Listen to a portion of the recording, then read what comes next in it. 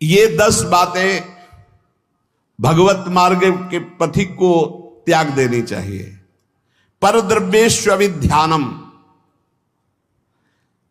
दूसरे के धन का अपहरण करने की वृत्ति, चाहे विरक्त हो चाहे गृहस्थ हो। परद्रव्येष्वभिध्यानम मनसानिष्ट चिंतनम, जो मन से भी दूसरे के धन का चिंतन करने लगता है तो खुद उसका अनिष्ट शुरू हो जाता है। शास्त्र की बात मान लो, जिम हरि शरण नए को बाधा, सुखी मीन जहां नीर अगाधा। तुम भगवान से विमुख होकर जिस पाओगे। पर द्रव्येष्वभिध्यानम, ये मायावी लोग मिल जाते हैं। अगर धन का चिंतन करोगे मिल जाएंगे। बहुत बहुत मारा घूम रहा है रुपया, रुपया के लिए भगवत मार्ग, चाहे गृहस्थ हो चाहे विरक्त। रुपया कोई भगवत प्राप्ति नहीं कराता, केवल भोग देता है। तो भगवान जैसे रखें वैसे धर्म पूर्वक चलो, अन्याय पूर्वक या चिंतन पूर्वक नहीं। चिंतन नहीं धन का, चिंतन हरि का। मनसानिष्ट चिंतनम, चिंतन करोगे तुम्हारा अनिष्ट कर देगा रुपया।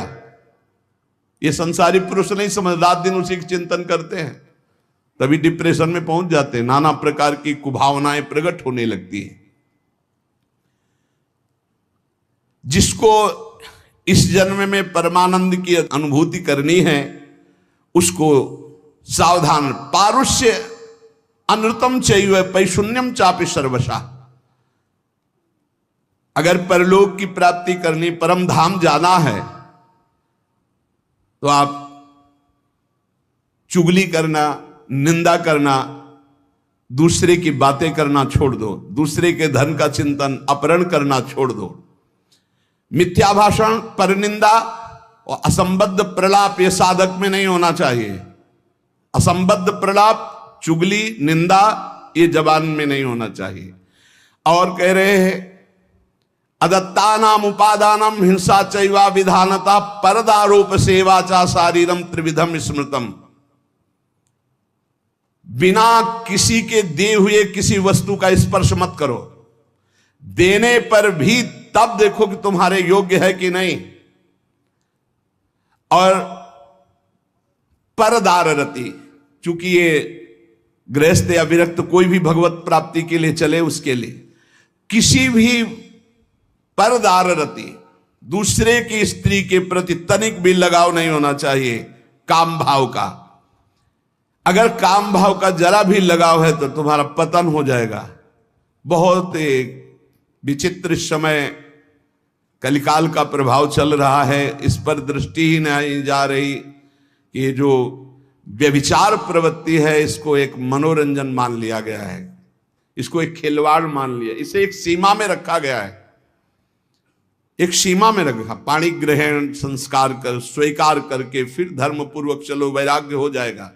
अधर्म पूर्वक चलोगे आसक्त हो जाओगे। परदार रति ये नरक प्राप्ति का हेतु है। इसलिए उपासक जो भगवत प्राप्ति करना चाहता है अशुभ कर्मों से बचे, परदार रति से बचे। किसी भी तरह से जो अपवित्र वस्तु दी जाए उसको स्पर्श न करे। हमारे लिए क्या पवित्र है? विरक्त के लिए हम भगवत मार्ग के पथिक हैं, जितना हमें चाहिए उतना मांग लेंगे। जो नहीं चाहिए वो हमारे लिए सब अपवित्र, हमें नहीं चाहिए, नहीं चाहिए। और गृहस्थ के लिए धर्म पूर्वक कमाई हुई वस्तु किसी के दान दक्षिणा या किसी का यह ऐसा स्वीकार न करे, बहुत हानिकारक होता है। दोषै प्रयुक्ता शरीरेण प्रवर्तमानो हिंसास्ते प्रसिद्धो मैथुनान्याचरति। जो दोषों को स्वीकार करके इस मार्ग में चलता, बहुत बुरी तरह चारों खाना चित्त गिरता है परमार्थ में। कई तरह के मैथुन होते हैं, उन मैथुनों से बचे। अष्ट मैथुनों का वर्णन आया है। ये कुकर्म आचरण करने वाला कभी भगवत प्राप्ति के मार्ग में अग्रसर ही नहीं हो सकता। इसलिए शास्त्र है बहुत सावधानी से। गृहस्थ हो चाहे विरक्त, अगर शुद्ध सच्चिदानंद का आनंद लेना चाहते हो, दुखों से अपने आप को बचाना चाहते हो, तो हर प्रकार के मैथुनों से बचने की चेष्टा करें। पर पीड़यन, दूसरे को कभी दुख ना दे। मिथ्या भाषण, कशोड़ भाषण, ये सब कुकर्म के अंतर्गत ही आता है। परद्रोह, अन्याय पूर्वक परद्रव्य ग्रहण नास्तिकता पैदा कर देता है। परद्रव्य अन्याय पूर्वक ये नास्तिकता पैदा कर देता है, भगवान से बिल्कुल विमुख कर देता है। भगवान छूट गए तो सब मिला मिलाया सब, प्राण छूटने के बाद कुछ नहीं तुम्हारे पास। भगवान है तो सब कुछ है, नास्तिकता ना आने पावे। परद्रव्य ग्रहण से अन्याय पूर्वक, न्याय कहते हैं जो धर्म शास्त्र आज्ञा करते हैं, अन्याय पूर्वक धन ग्रहण करना ये नास्तिकता पैदा कर देता है। नास्तिकता क्यों आई है? क्योंकि पापाचरण है, तभी नास्तिकता आती है। उपासक को सावधानी पूर्वक दुष्संग से बचना चाहिए। दुष्संग कई तरह का होता है।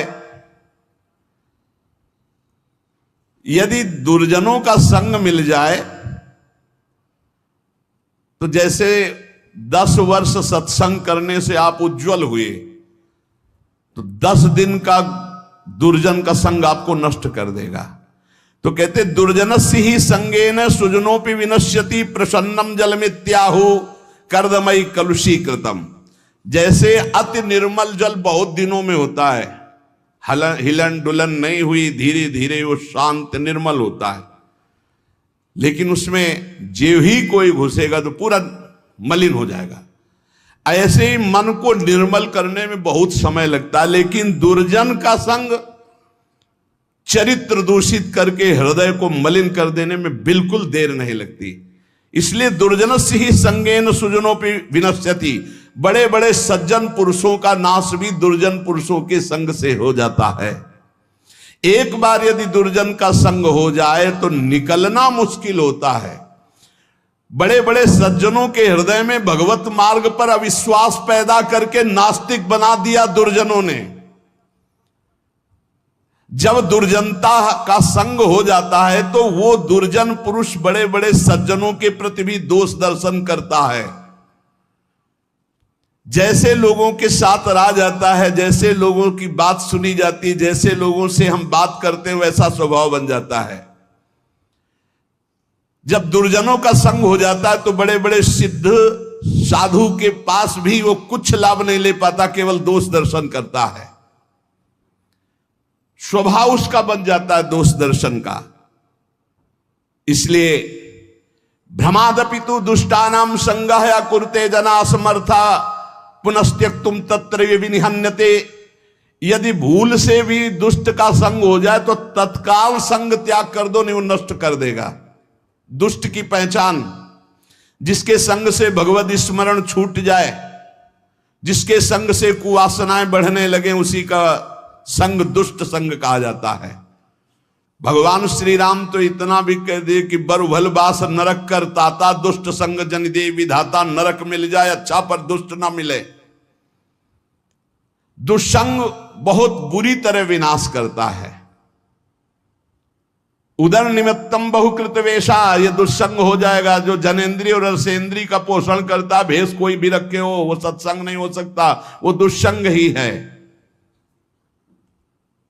जिनका चित्त शुद्ध होकर सच्चिदानंद भगवान के सुख में डूबने का लक्ष्य बन गया, वो साधक सावधान। दुर्जना परिहर्तव्यो विद्यालंकृतो यदि मणिना भूषिता सर्पा किम सौना भयंकर। दुर्जन मनुष्य हो, बहुत विद्वान हो, तो तुम्हारा नाश ही कर देगा। जैसे मणि से भूषित सांप हो तो क्या विष नहीं छोड़ेगा? वो विष ही छोड़ेगा। इसलिए बहुत संभल करके।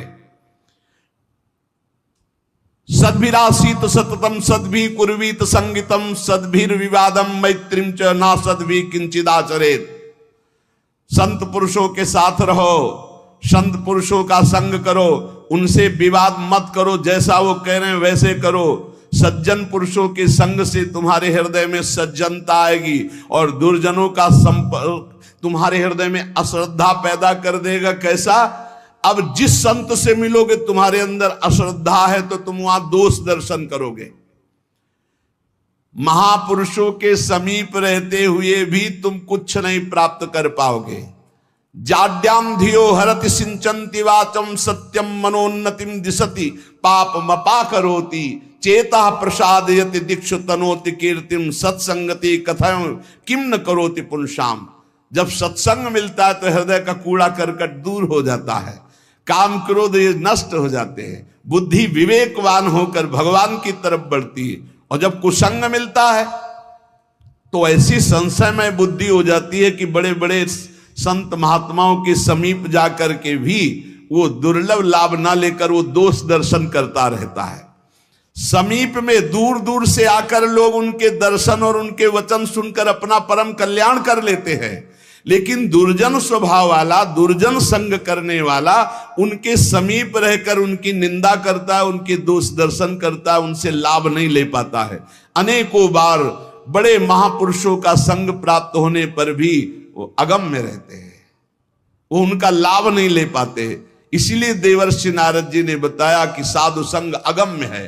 साधु के समीप रहना, साधु के समीप जाना, अगर आपके अंदर दुष्टता है, दुष्ट स्वभाव है, तो आप उसका लाभ नहीं ले पाएंगे। दूर दूर से आकर लोग दर्शन संभाषण और अपना परिवर्तन कर रहे हो, समीप रहकर दुष्ट स्वभाव होने के कारण, वो साधु में दोष दर्शन करने के कारण लाभ नहीं ले पाते। इसलिए सदैव सत्संग करो, दुर्जनों का संग त्याग करो, नाम जप करो और रसेंद्री को संभाल के रखो और लेने में बहुत सावधान रहो। किसी से कुछ लेने में सावधान रहो, वो ऐसा पाप की कमाई ना हो जो तुम्हारी बुद्धि भ्रष्ट करके भगवान से विमुख कर दे। चाहे गृहस्थ हो चाहे विरक्त, अन्याय पूर्वक जीवन नहीं होना चाहिए, धर्म पूर्वक जीवन होना चाहिए। भगवत मार्ग में सबसे ज्यादा जो बाधक है वो है मान, बड़ाई, प्रशंसा, सम्मान और हे लाडली। हमारा मन इसी में फंस गया। मान सम्मान प्रिय लगने लगा, बड़ाई प्रतिष्ठा कीर्ति अच्छी लगने लगी, इसीलिए हर्ष और शोक, मान और अपमान, दुख और सुख, इन द्वंद्वों में मैं फंस गया। हे मेरी स्वामिनी, अगर कोई बचा सकता है तो सिर्फ आप बचा सकती हो, क्योंकि मान प्रतिष्ठा ये ऐसा मीठा जहर है कि इसे कोई छोड़ना नहीं चाहता और बिना इसको त्यागे भगवत प्राप्ति या तत्वबोध हो ही नहीं सकता। जिसकी दृष्टि में गौरव अर्थात मान घोर रौरवम, प्रतिष्ठा सुक्री विष्ठा, सम्मानम विष के समान, सम्मानम कल्याति घोर गरलम, वो इस मार्ग में आगे बढ़ता है। मेरी लाडली, मेरे मन बुद्धि तो मान सम्मान में गौरव करते हैं, दुख सुख हर्ष शोक द्वंद्वों में फंसे हुए हैं। हे मेरी लाडली, इसमें हमारा साधन बल काम नहीं करेगा, आपकी कृपा से ही हम इससे निकल सकते हैं। संग दोष व्यापे घने, कासो कहो पुकार, श्यामा प्यारी तुम बिना मेरो सुनो सब संसार। प्रियाजू, शास्त्रों में वर्णन किया गया है कि जो साधक जित संग दोषा होता है वही भगवत प्राप्ति करता है।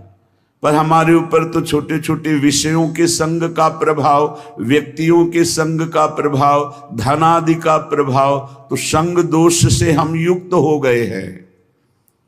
लाडली जी, मेरा कोई संसार में नहीं है कि मुझे सहयोग दे सके।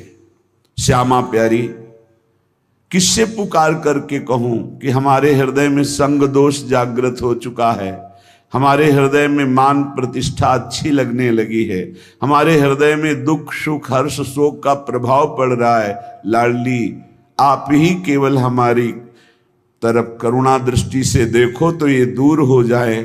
कोई दूसरा इस संसार में आपके सिवा हमारा नहीं है। मैं जान्यो कछु सूरज है, दिन प्रति उर्झो जाए, मैं मेरे बस हूं नहीं, श्यामाजू कहूं सुनाए। हम आपसे साफ बात कह रहे हैं श्यामाजू। मैंने समझा कि साधन पथ में चलने पर मैं सुलझ जाऊंगा, सुधर जाऊंगा, लेकिन स्वामिनी जी यहां तो और उलझ गया। तन छाड़े मन गही रहे, दोनों ही दुख होए।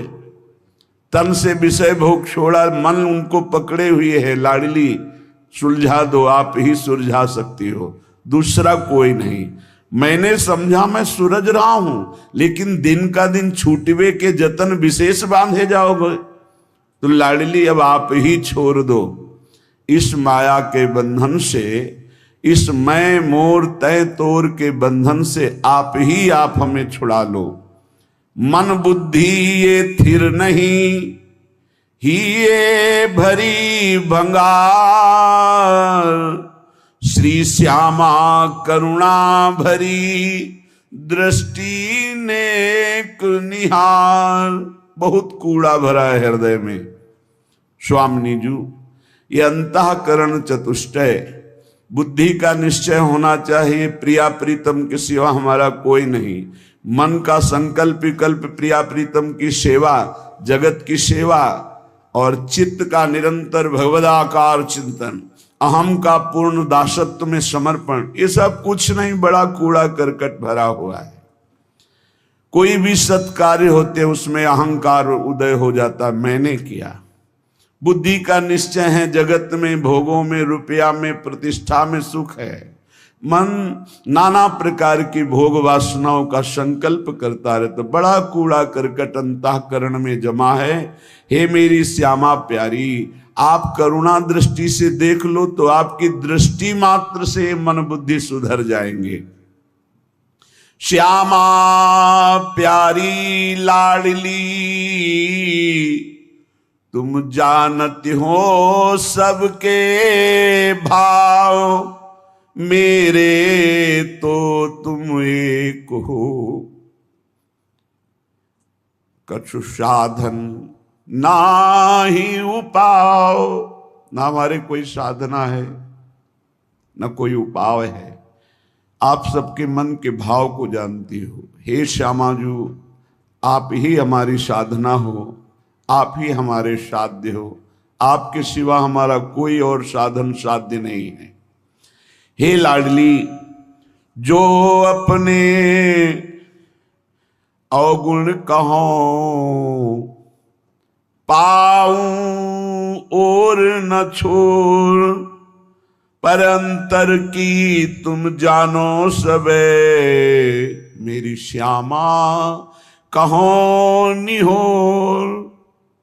यदि हम अपनी गाथा हृदय की सुनावें तो कितने अवगुण हैं, पार नहीं पा पाएंगे। बस एक बात हृदय में देख पा रहे हैं कि वो स्वीकार करता है कि हमारी माई श्यामाजू को राज। हे श्यामाजू, आपके सिवा और किसी का आश्रय नहीं है, इसलिए आपसे ही निहोरा है कि आप ही हमारे हृदय को पावन कर दो, अपने प्रेम के योग्य कर दो, निर्विकार कर दो। राधा प्यारी मेरी स्वामिनी, निज सहचरी समुदाय, अली माधुरी आपके चरण परी बिललाए। हे समस्त सहचरियों, आपके मध्य में विराजमान जो श्यामा श्याम हैं, सहचरी सहित समस्त वृंदावन के परिकर को, प्रिया प्रीतम को हृदय से बार बार वंदना करते हुए विलख कर हम केवल इनके चरणों का आश्रय लेते हैं। अब आप देख लो, आपको संभालना है। इसे निर्भरा भक्ति कहते हैं। पूर्ण रूप से अपने इष्ट के भरोसे में हो जाना। जब अपनी तरफ दृष्टि जाए तो अति दैन्य और दोष युक्त, और जब इष्ट की तरफ दृष्टि जाए तो अत्यंत गर्व और आनंद में। तो हम अपनी तरफ दृष्टि करके अपने इष्ट को बता रहे हैं कि हमारे में ये सब दोष है, हमारे में ऐसा कोई गुण नहीं कि हम आपको प्रसन्न कर पावे। इसलिए हे लाडली, हे लालजू, आप कृपा करो और अपने योग्य हमारे हृदय को बना लो, क्योंकि बनावटी प्रभु को पसंद नहीं। निर्मल जन मन सो मोहि पावा, मोहि कपट छल छिद्र न भावा। मुझे कोई कपट छल दोष विचार ये प्राप्त नहीं कर सकते हैं। मुझे प्राप्त कर सकता है निर्मल मन, और हमारा मन मलिन है। तो हम आपसे निवेदन करते हैं, हे प्रभु आप अपने योग्य बना लीजिए इस मन को। मेरे में सामर्थ्य नहीं कि मैं आपके योग्य मन को बना करके आपकी प्राप्ति कर पाऊं। अगर हम करोड़ों कल्पों तक साधना करें तो भी आपके योग्य नहीं बन पाएंगे। और अगर आप पल पाओ, पल के चौथाई हिस्से में चाहें तो मेरा मन आपके योग्य हो सकता है। इसलिए हम पूर्ण रूप से अजात पक्षायु मातरम खगा, जैसे बिना पंख निकला हुआ चिड़िया का बच्चा कुछ नहीं कर सकता, केवल माँ की बाट जो होता है, बस ऐसे हे मेरी श्यामाजू हमारे में कोई साधन नहीं, बस आपकी कृपा की बाट जो रहा हूं। इसे पूर्ण आत्मसमर्पण निर्भर शरणागति भक्ति कहते हैं। और ये अमोघ है। जिसके हृदय में ऐसा समर्पण हो गया हमारे माई श्यामाजू को राज, तो हरि ही श्यामाजू हैं, श्यामाजू ही हरि हैं। केवल स्वभाव और महिमा का रसास्वादन कराने के लिए प्रभु अपने प्रेम स्वभाव और अपनी प्रेम महिमा का रसास्वादन कराने के लिए ही हरि राधा किशोरी के रूप में विराजमान है। और प्रेम का कैसे रसास्वादन किया जाता है, कितनी दैन्यता, तो राधा किशोरी ही हरि के रूप में विराजमान है। हरि ही राधा किशोरी है, राधा किशोरी ही हरि है, किंचन मात्र इनमें भेद नहीं है। देखो यद्यप सकल लोक चूड़ामणि, यद्यपि हरि अनंत ब्रह्मांडों के स्वामी, पर दीनपन को मानत, दैन्य होकर कैसे प्रेम का रसास्वादन करते हैं। तो प्रेम का रसास्वादन कैसे किया जाता है, हरि रूप। और प्रेम का प्रभाव और प्रेम का स्वभाव श्री राधा किशोरी रूप। हमारा हो भाग्य, पता नहीं कौन सा अवगुण देख के रीझ गए प्रभु। गुण तो है ही नहीं कि ऐसी महामहिम महामाधुर्य रस करुणा समुद्र श्री लाडली जी के चरणों की शरणागति मिली, और हमें ये गर्व से कहने का साहस हुआ हम श्री जी के हैं, हम लाडली जी के हैं। ये अनन्यता हृदय में आ गई तो सर्वस्व की प्राप्ति हो जाएगी। देख लेना, मेरे प्रभु अनन्यता देखते हैं, और जितने दिव्य सद्गुण प्रभु को रिझाने की वृत्तियां, वो सब इसी अनन्यता से जागृत हो जाती हैं। जब हम शरीर के अनन्य होते हैं तो सारे दोष जागृत हो जाते हैं, और जब हम प्रियालाल के अनन्य होते हैं तो सारी दैवी संपदा जागृत हो जाती है। इसमें साधन बल नहीं, इसमें अनन्यता, इसमें प्रियता, इसमें ममता, और वो ममता प्रियता अनन्यता धाम प्रदान करता है। जब हम धाम के आश्रित होते हैं तो रजरानी की कृपा और रसिकों की कृपा मिलती है। जो श्री जी के अनन्य हैं, उन्हीं की कृपा से हमारे हृदय में यत्किंचित अनन्यता जागृत होती। अनन्यता ही साधना की परम सिद्धि है। अनन्यता ही परमार्थ की वो सुदृढ़ भूमि है जिसपे दिव्य लीलाओं का रसास्वादन होता है। अनन्यता ही जीवन मुक्तता है, अन्य ही जीवन बंधन है। वो धन्य है जो अपने इष्ट के गुरुदेव के अनन्य हो गए, जिनके हृदय में ऐसी दृढ़ता आ गई कि बने तो रघुबर ते बने, बिगड़े तो भरपूर, तुलसी औरन ते बने, ता बनबे पे धूर। ये अनन्यता, हमारे इष्ट हमें जैसे रखे हम राजी हैं। हम राजी हैं जिसमें हमारे इष्ट राजी हैं। इष्ट जैसा जैसा विधान करते, चाहे वो दुखद हो चाहे सुखद हो, हम कभी कोई प्रश्न उनसे नहीं करेंगे और हम प्रसन्न रहेंगे उनके विधान को मानकर। ये अनन्य भक्त की हृदय की स्थिति होती है। श्रीपाद प्रबोधानंद जी महाराज श्री वृंदावन धाम के अनन्य महापुरुष हैं, जिनको तत्वबोध है और प्रियालाल के प्रेम में उन्मत्त रहते हैं। वो कहते हैं कलिंद सुतयायुतम प्रणय माधुरी धारया प्रबद्ध सुख चंद्रिका जलधि फुल्लवल्ली द्रुमम कपोत शुक शारिका पिक मयूर कालंकृतम भ्रमद भ्रमर झंकृतम जयति धाम वृंदावनम। प्रेम रस की धारा यहां बहती रहती है वृंदावन में। अब निज धर्म आपनो कहत तहां नित्य वृंदावन रहत बहत प्रेम सागर जहां। बोले प्रणय माधुरी की रसधारा यहां प्रवाहित होती है। जैसे समुद्र के तट पर रहने वाले को शंका बनी रहती है, कभी भी ज्वार भाटा आए और तटस्थ भूमि को तोड़ करके वो डुबो दे, ऐसे ही वृंदावन में है। ये बहता हुआ प्रेम समुद्र है, बहता हुआ, इसकी तरंगे हैं, इसकी लहर है, इसकी धारा है।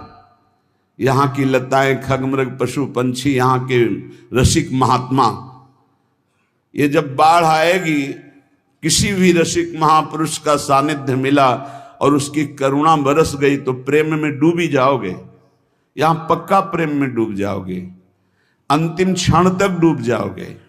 अगर अभी कुछ नहीं बन पा रहा और आप धाम के आमरण व्रतधारी हैं कि मेरा शरीर छूटे तो वृंदावन में छूटे, तो अंतिम समय तक किसी न किसी सखी की नजर पड़ेगी और आपको प्रियालाल के प्रेम में डुबो देगी, क्योंकि करुणा का मूर्तिमान स्वरूप सहचर्या है।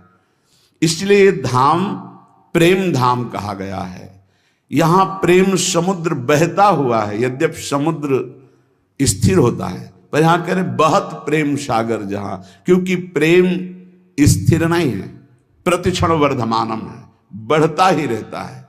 प्रेम जैसे चंद्र कला बढ़ता है, पर चंद्रमा में पूर्णिमा होती, प्रेम में कभी पूर्णिमा नहीं होती, सदैव बढ़ता रहता है, नवम नवम नवम प्रतिक्षण वर्धमानम। इसलिए बहता हुआ प्रेम समुद्र वृंदावन धाम है और इसकी तरंगे हैं यहाँ की लता, रजरानी, खगमृग, पशु पंछी और यहाँ के रसिक जन। किसी की भी कृपा हो जाए, यहाँ के एक पक्षी की कृपा हो जाए तो आप प्रेम में डूब जाएंगे। यहाँ एक लता की कृपा हो जाए, यहाँ किसी रसिक की कृपा हो जाए, तो जो प्रेम बड़ी बड़ी साधनाओं से भी सुलभ नहीं है, अत्यंत दुर्लभ, वो प्रेम प्रकाशित हो जाए।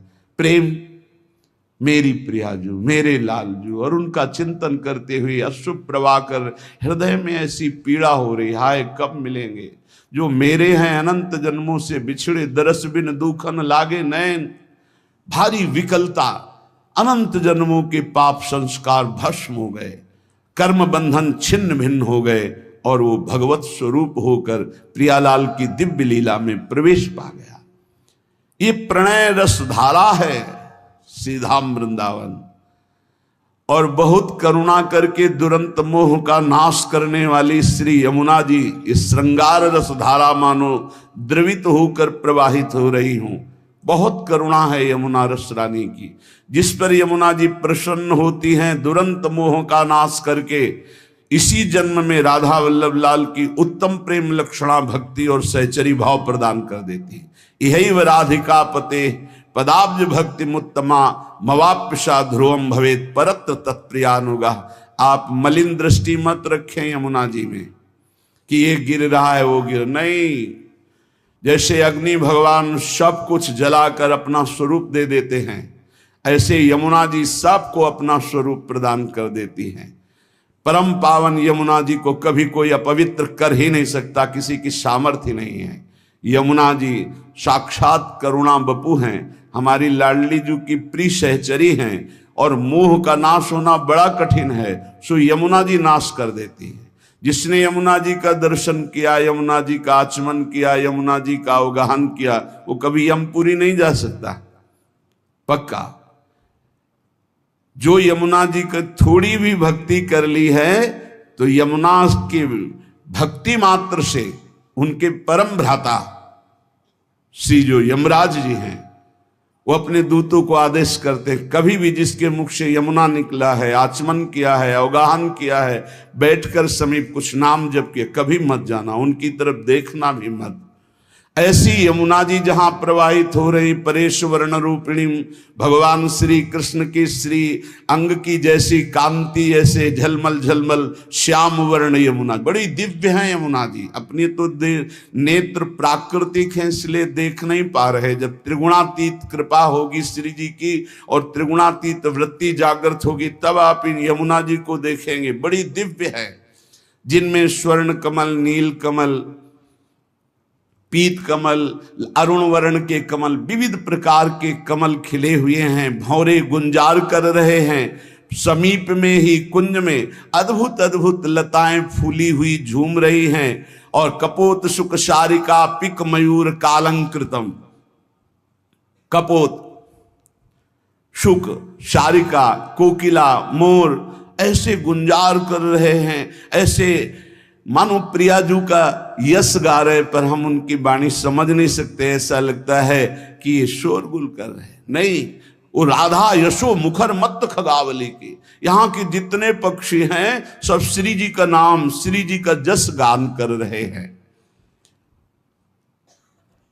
कृष्ण प्रेम रसम सदा रसयते वृंदावनांतर्गतम, जो वृंदावन के अंतर्गत अपने जीवन को समर्पित कर दिया है, पक्का श्री कृष्ण प्रेम में डूबेगा, डूबेगा, पक्का डूबेगा। जब वृंदावन में आए और बिहारी जी की कृपा से राधा वल्लभ जी गए, जब राधा वल्लभ जी के दर्शन किए तो ऐसा लगा जैसे बहुत पहले से हम इनसे परिचित हैं। श्री कृष्ण प्रेम रसम सदा रसयते वृंदावनांतर्गतम, वृंदावन में यदि अपने जीवन को समर्पित कर दिया जाए, चाहे आश्रय भाव से या वास भाव से, अरे बहुत मानो कृपा ही कृपा उदय हुई है वृंदावन के रूप में। आप लोग बाहरी दृष्टि से देखेंगे तो आपको दोष दर्शन भी दिखाई दे सकता है, लेकिन आपसे सत्य कहते हैं, कभी कभी एकांत में जब वृंदावन की कृपा उदय होती तो सिर्फ रोना आता है कि कोई ऐसे सद्गुण नहीं, कोई ऐसी बात नहीं जिससे हमारी प्रियाजू ने हमें रीच कर वृंदावन का अखंड वास दे दिया। हमें अपने महल में, हम कहाँ वास कर रहे हैं, वृंदावन वासी हैं, प्रिया प्रीतम के चरण चिन्हों में वास कर रहे हैं, परम पावन रज में वास कर रहे हैं, हम धाम वासी हैं। कहाँ नारकी जन्म, कहाँ नारकी योनियों में भटकने वाला जीव और कहाँ परम पावन महामहिम शिव शनकादि द्वारा बंदित रज में वास करने का सौभाग्य। श्री कृष्ण प्रेम रसम सदा रसयते वृंदावनांतर्गतम, श्री प्रिया और कृष्ण लाल, प्रिया लाल के प्रेम रस से डुबो देने वाला ये वृंदावन है, जिसने वृंदावन का आश्रय लिया, वृंदावन का वास स्वीकार किया। आप केवल अपराध मत कीजिए, जो साधन पद्धति बताई गई उससे समय काटिए, परम लाभ तो कृपा से हो जाएगा। आपका प्रयत्न केवल अपराध रहित होने के लिए, आपसे असाधन ना बने, इसलिए काम तो सब कृपा से हो जाएगा। चेता स्थाणु चरिष्णु चिदघनम मोह रूपम तवापी दृशम, यहां अगर पक्षी भी कोई बाहर से उड़कर आकर वास करता है तो वो भगवत स्वरूप हो जाता है, चिदघन स्वरूपम। तो वो पक्षी क्या साधना करता है, केवल आश्रित हो गया वृंदावन के। ऐसे ही आप भी आश्रित हो जाएं तो कह रहे चिदघन रूपम तवापी दृशम, तुम भी वही चिदानंद रूप हो जाओगे यदि वृंदावन का आश्रय ले लिया, वृंदावन का वास स्वीकार कर लिया, वृंदावन का चिंतन करते हो, वृंदावन की महिमा सुनते हो, तो धाम आपको चिदघन रूप प्रदान करेगा। चेता स्थाणु चरिष्णु, यहाँ के चैतन्य और जड़ सब चिदानंद रूप हो जाएंगे। अभी हैं, आप देख नहीं पा रहे, लेकिन अंत तो गत्वा आप भी चिदानंद रूप हो जाएंगे यदि वृंदावन का आश्रय और वास स्वीकार किया। एवं चे नहीं भाति तद गुरु मुखान श्रुत्वा सदा चिंतय, यहां वृंदावन में सदगुरु का वर्ण करो तो तुम भी ब्रजवासी हो जाओगे। दीक्षा में नया जन्म माना जाता है, एक होता है बिंदु से जन्म लेना, जो पिता और माता के संयोग से, और एक होता है नाद से जन्म होना, जो गुरुदेव मंत्र नाद हमारे कान में करते हैं, उससे हमारा नया जन्म होता है। और ये नया जन्म ब्रजवासी माना जाएगा, वृंदावनवासी माना जाएगा। एवं चे नहीं भाति तद गुरु मुखात श्रुत्वा सदा चिंतये। श्री सदगुरुदेव का वर्ण करके, श्री सदगुरुदेव के मुख से जो तुम्हें साधन मिला है, नाम मिला है, उपासना मिली है, तो कह रहे सदा चिंतये, उसी का सदा चिंतन करो। गुरुमुख से निकले हुए नाम और मंत्र की बड़ी अपार महिमा है। जो वृंदावन में सदगुरु का वर्ण कर लेता है वो ब्रजवासी ही माना जाता है। उसका जन्म ब्रज में हुआ। कौन सा जन्म? बोले दीक्षा जन्म, नाद जन्म। इस जन्म की बहुत बड़ी महिमा है। जैसे अभी आपने आज दीक्षा ली, तो दीक्षा लेते ही पूर्व के सारे जो आपके अपराध पाप है वो भस्म हो जाएंगे। अब सावधान हो जाओ कि अब नहीं करेंगे। अगर ऐसा नियम ले लिया, पक्का विश्वास कर लिया और गुरुमुख से निकले हुए साधना का सांगोपांग अनुष्ठान करो, इसी जन्म में भगवत प्राप्ति हो जाएगी। सदगुरु के मुख से जो उपदेश हुए सदा चिंतय, उनका चिंतन करो। नाम का, मंत्र का, मार्ग का, जो प्रियालाल के प्रेम मार्ग का उपदेश हुआ। और कह रहे प्रारब्धांत मिहावसाति सहसा स्वादिश्य से स्वम रसम। प्रारब्ध के अनुसार शरीर में जो दुख सुख आ जाए उसे भोग लो, उसे मिटाने की कोशिश मत करो। क्या होगा? बोले आपके हृदय में सहसा एक दिन देख लेना प्रियालाल प्रकाशित हो जाएंगे और आप उस आस्वादन से, प्रेम आस्वादन से उन्मत्त हो जाएंगे। क्या करें?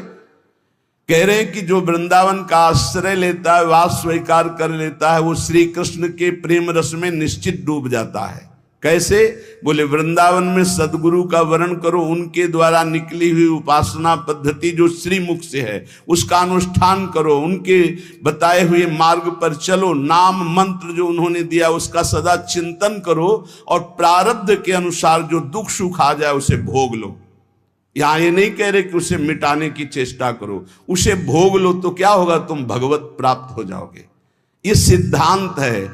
इसीलिए संत महात्मा बड़े बड़े आप देखो जो दिव्य हुए, उन्होंने अपने प्रारब्ध को नहीं मिटाया, दूसरों के प्रारब्ध को स्वयं लेकर भोग लिया।